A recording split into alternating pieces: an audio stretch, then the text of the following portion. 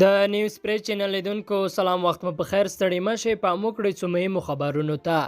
چارواکي وایي ننګرهار لپاره 4000 نوي ښوونکي منظور شول. د ننګرهار چارواکي د دغه ولایت لپاره د 4000 نوي ښوونکو د منظورۍ خبر ورکوي. د ننګرهار د ولي ویاند تولا خوګیاڼي ازادي رادیو ته ویل چې افغان ولسمشر محمد اشرف غني د ننګرهار له ولسونو سره دغه ولایت ته په خپل وروستي سفر کې ژمنه وکړه چې د نوي لمریز کال له پیل سره سم به د معرب لپاره 4000 نوي ښوونکي منظور او په دنده وګماري.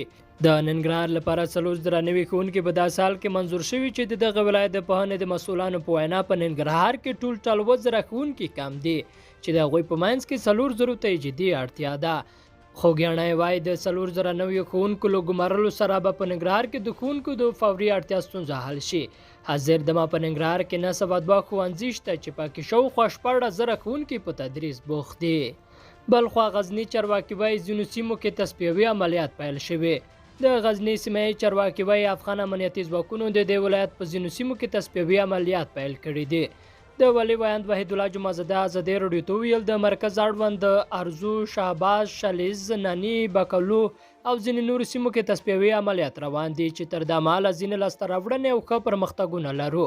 کیدای شي چې دغه عملیات وغځېږي. د عملیاتو په ترڅ کې د مرګ ژوبلو جزئیات څرګند نه کړل. وسلوالو طالبانو تر اوسه د دغه پوځي عملیاتو په اړه څه نه دي ویلي. او د ټاپي پروژې د امنیت په اړه له طالبانو د مرستې غوښتنې امریکا کې خبرګونونه خپرولي دي. د ټاپي پروژې د امنیت په برخه کې له طالبانو څخه د مرستې غوښتنې په امریکا کې بېلابېل خبرګونونه خپرولي دي.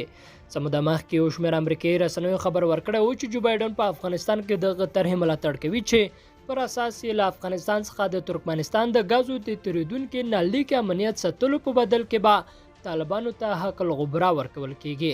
خو د امریکا د بهرنیو چارو وزارت هم وروسته په دې موضوع غبرګون ښودلی. ویلي دي چې د امریکا متحده ایالات د ترکمنستان ته د طالبانو د سفر په برخه کې هیڅ رول نه لري او حکومت د دې پروژې مستقیم مالي ملاتړ هم نه کوي. د امریکا د بهرنیو چارو وزارت ویاند رویټرز د ویلي امریکا له مودې راهیسې په افغانستان او منځنۍ اسیا کې د هغو ګاونډیانو د هغو هڅو ملاتړ کوي چې د سوداګرۍ زیاتېدو، اقتصادي ودې او د انرژۍ او ترانسپورټ بنسټیزو پروژو د ښه والي لپاره یې کوي. لیدونکو له ملته مننه. ښې چارې.